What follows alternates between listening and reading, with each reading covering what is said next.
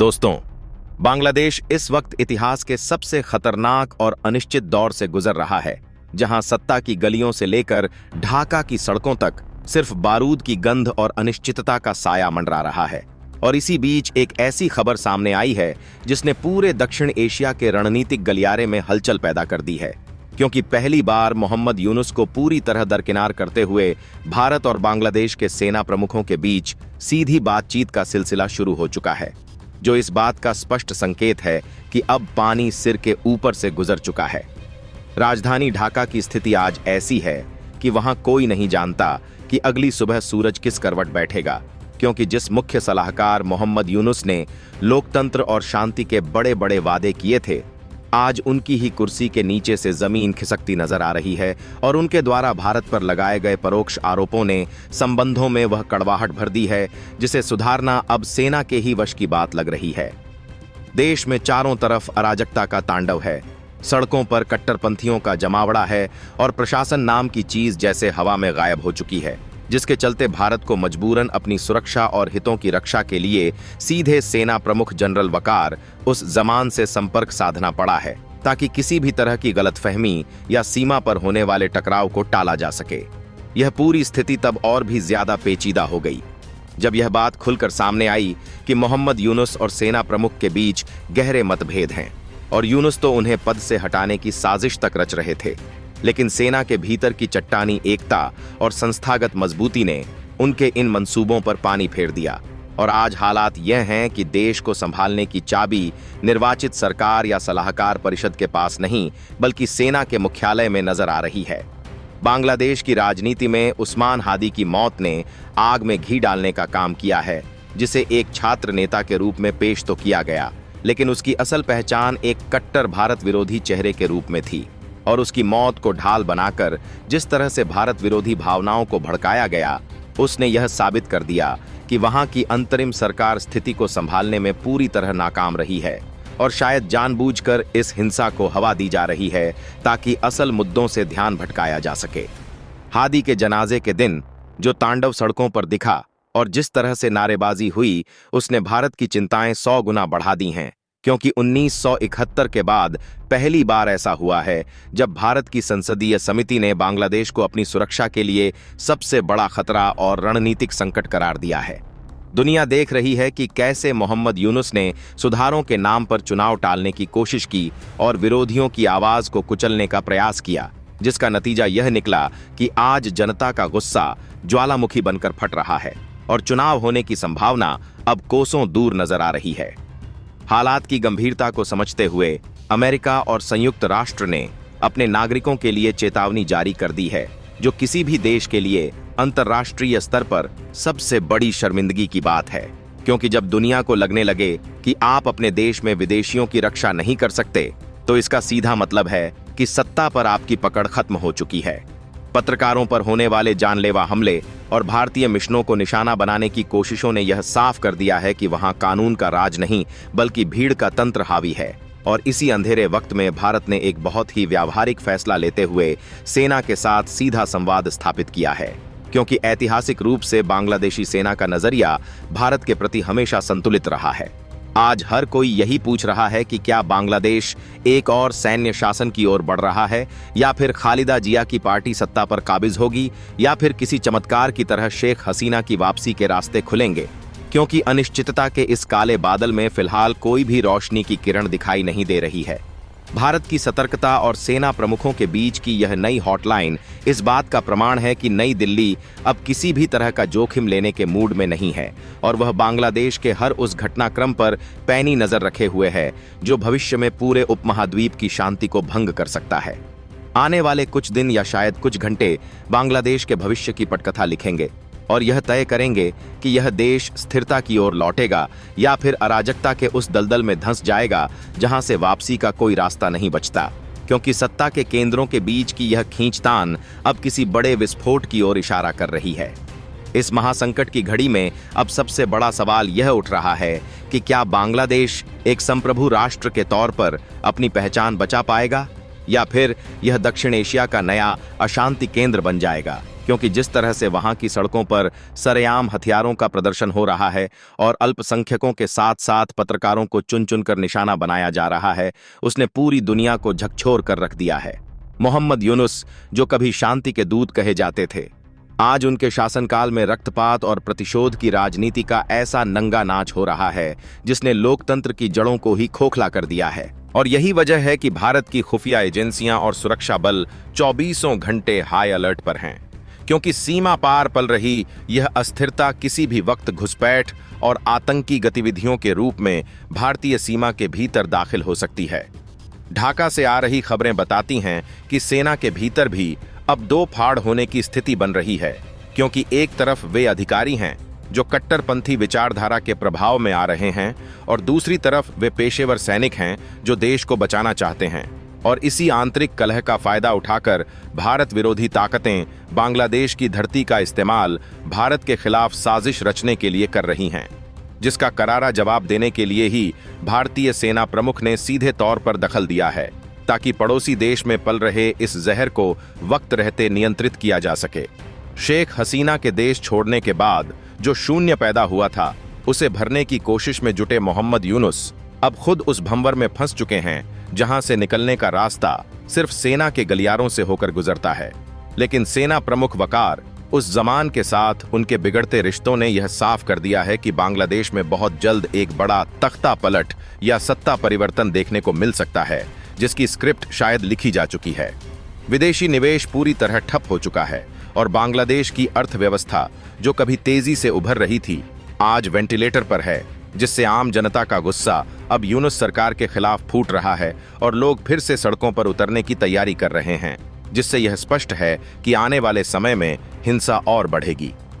भारत इस पूरी स्थिति में एक वेट एंड वॉच की नीति अपना रहा है, लेकिन सेना प्रमुखों के बीच की यह सीधी बातचीत इस बात का साफ संदेश है कि अगर भारत के हितों या भारतीय नागरिकों पर कोई भी आंच आई तो नई दिल्ली कड़े कदम उठाने से पीछे नहीं हटेगी। और यही वह सस्पेंस है जिसने पूरी दुनिया की नजरें इस वक्त भारत बांग्लादेश सीमा और ढाका के सैन्य मुख्यालय पर टिका दी हैं कि क्या यह बातचीत सिर्फ शांति के लिए है या फिर किसी बहुत बड़े ऑपरेशन की शुरुआत है।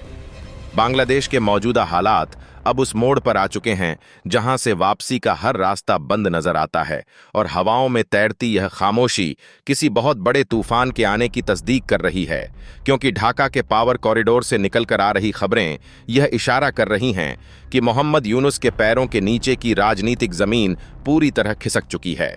भारत और बांग्लादेश के सेना प्रमुखों के बीच हुई इस सीधी और गोपनीय बातचीत ने यह साफ कर दिया है कि अब कूटनीति की मेज पर नहीं, बल्कि सैन्य मुख्यालयों में बड़े फैसले लिए जा रहे हैं, क्योंकि जब सत्ता का नेतृत्व करने वाला चेहरा ही अपनी सेना के विश्वास को खो दे तो उस देश का भविष्य अंधकारमय हो जाता है। और यही वह कड़वी हकीकत है जिसे छिपाने की कोशिश में यूनुस सरकार ने भारत पर झूठे आरोप मढ़े, लेकिन जमीनी हकीकत ने उनके दावों की पोल खोलकर रख दी है।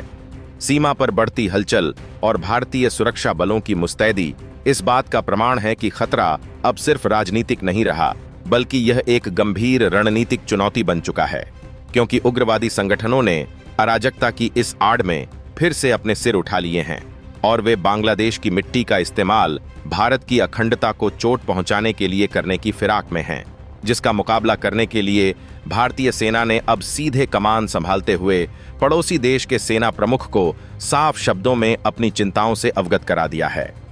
देश के भीतर जनता का जो सैलाब पहले शेख हसीना के खिलाफ उतरा था, वही अब मोहम्मद यूनुस की नीतियों और प्रशासन की विफलता के खिलाफ लामबंद हो रहा है, जिससे यह अंदेशा गहरा गया है कि क्या बांग्लादेश में फिर से 1975 जैसे हालात पैदा होने वाले हैं, जहां सत्ता की चाबी बंदूकों के साये में तय की जाएगी। कट्टरपंथियों का बढ़ता प्रभाव और विदेशी ताकतों की बांग्लादेश के आंतरिक मामलों में दखलंदाजी ने इसे एक अंतर्राष्ट्रीय जासूसी के खेल का मैदान बना दिया है, जहां हर मोहरा अपनी चाल चल रहा है, लेकिन इन सब के बीच पिस रही है वहां की आम जनता, जो सिर्फ शांति और रोटी की तलाश में है, मगर उसे मिल रहे हैं सिर्फ हिंसा के जख्म और अनिश्चितता का डर। भारत की चिंताएं इस बात को लेकर भी चरम पर हैं कि अगर स्थिति और बिगड़ी तो शरणार्थियों का एक नया सैलाब सीमाओं की ओर बढ़ सकता है, जिसे रोकना एक बड़ी चुनौती होगी। और यही वजह है कि सेना प्रमुखों के बीच का यह संवाद केवल एक औपचारिक बातचीत नहीं, बल्कि भविष्य में होने वाली किसी बड़ी कार्रवाई या शांति बहाली के ब्लूप्रिंट की पहली कड़ी माना जा रहा है, जो आने वाले कुछ ही घंटों में बांग्लादेश की किस्मत का फैसला कर सकता है। इस संकट की गंभीरता अब उस चरम बिंदु पर पहुंच गई है जहां बांग्लादेश के भीतर छिपे हुए चेहरे भी बेनकाब होने लगे हैं, जो अब तक पर्दे के पीछे से इस पूरी तबाही का खेल रच रहे थे। क्योंकि यह स्पष्ट हो चुका है कि मोहम्मद यूनुस के नेतृत्व वाली अंतरिम सरकार केवल एक मुखौटा बनकर रह गई है, जबकि असली ताकत उन कट्टरपंथी समूहों के पास चली गई है जो देश को मध्यकालीन अंधकार की ओर ले जाना चाहते हैं।